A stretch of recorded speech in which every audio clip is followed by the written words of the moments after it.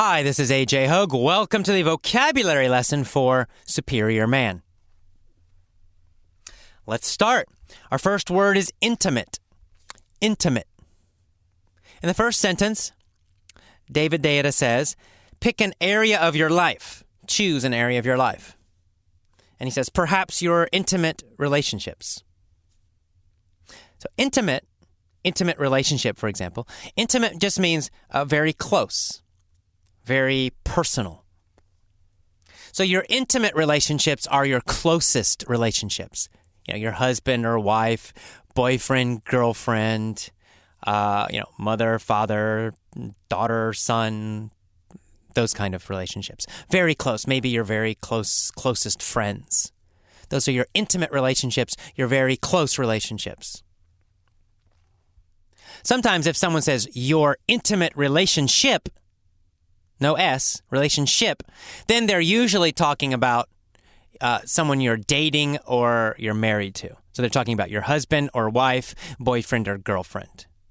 So sometimes it's used just to mean that kind of a love relationship between a husband, wife, boyfriend, girlfriend. But sometimes it's a little more general and it just means your closest relationships. So if there's an S there, intimate relationships, then we're talking about the people who are closest to you. Our next word is spiritual. He says, perhaps you should think about your spiritual practice. Spiritual is similar to religious. It's quite close to religious. Spiritual, religious, very similar. The difference is that religious is organized, or religion is organized. Right, so we're talking about Christianity, Islam, Hinduism, Buddhism, Judaism, right? Those are religions. So if you're practicing one of those specifically, then you say, oh, I am religious. I'm a religious person.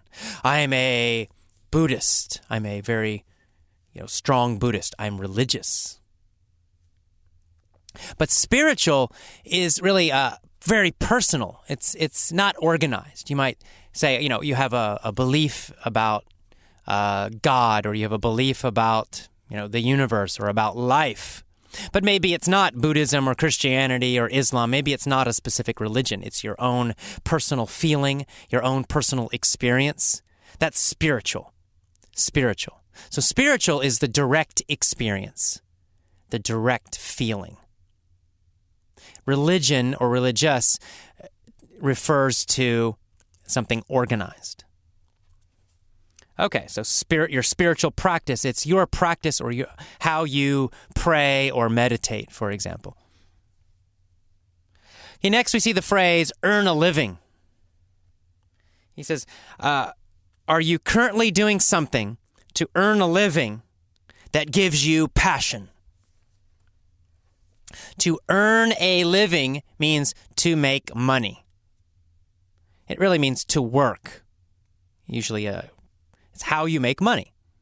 So you say, I earn a living by teaching English. Right? I make money by teaching English.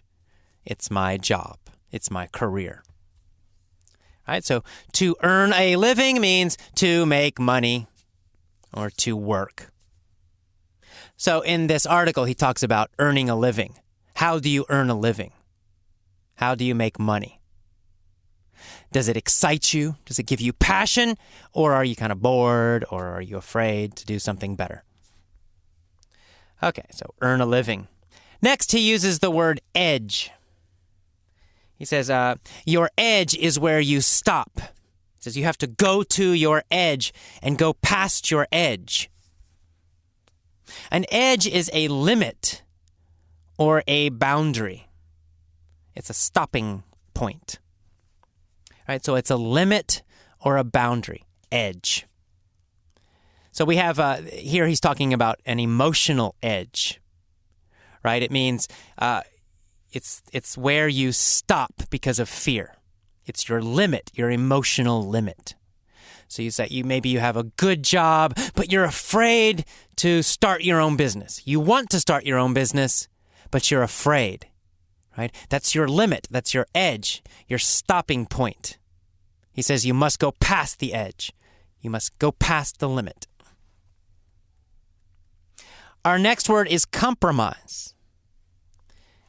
He says, do you compromise your fullest potential?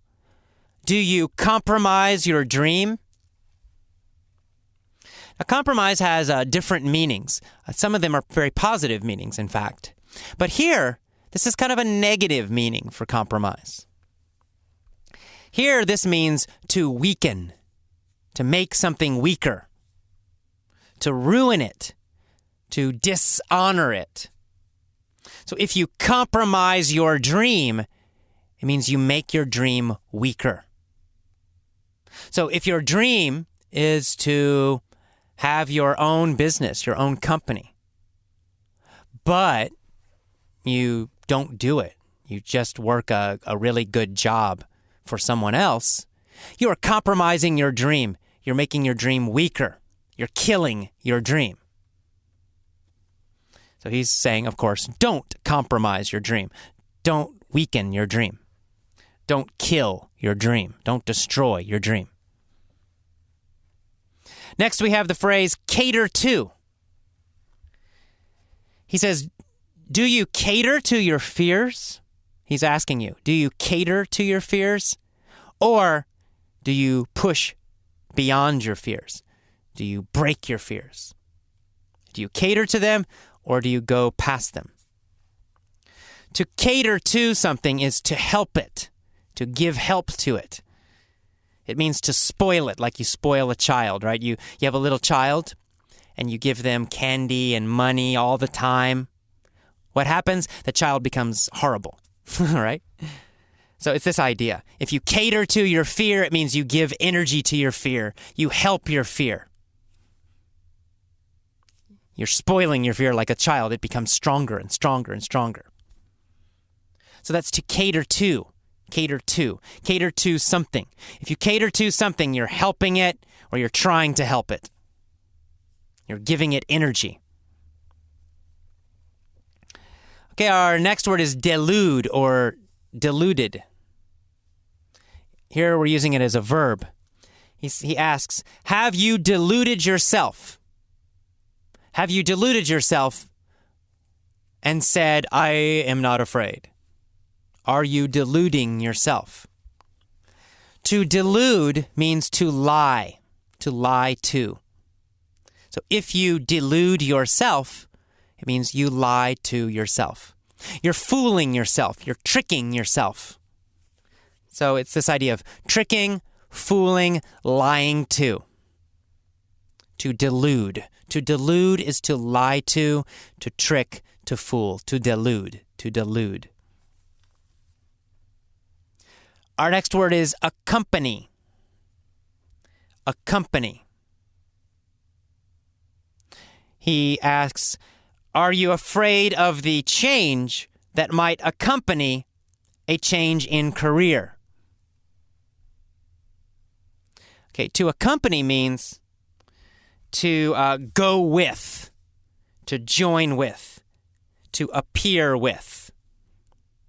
So he's saying, are you afraid of the change in your life that will come with or go with the change in your career? They go together, right? If you change your career, then your life will also change. Your whole life will change. Those two changes go together. They accompany each other. They go with each other.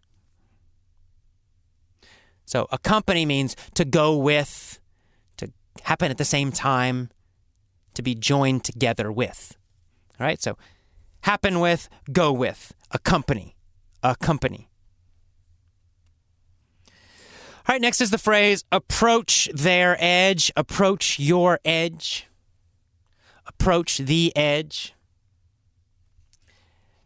He says, some men fear the feeling of fear that happens when they approach their edge.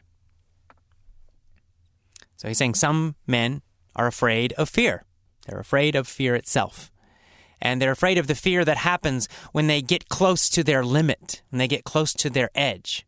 Right? If you're comfortable, you're relaxed doing the same thing every day, you won't feel fear. But if you approach your limit, if you try to go to your limit or past your limit, doing something new, changing, that's when the fear happens. That's when it comes. When you approach your edge, when you get near. To approach means to get near, right? To go near something, go towards it, get near it. So if you get near your limit, your current limit, if you get near your fear now, well, fear gets stronger, stronger, stronger. But, eventually you go past it, the fear disappears. But it's when you're getting close to changing, that's when the fear happens, when you approach your edge. Next is the word inspirational. He's saying when you live your dreams, you have inspirational energy. Inspirational here means creative energy, inspirational energy. It means hopeful energy, positive energy. So inspirational means positive, creative, hopeful, all those ideas together. It's really all of those things at the same time. Inspirational energy. Inspirational energy, hopeful, creative, positive energy. And finally, we have the phrase hanging back.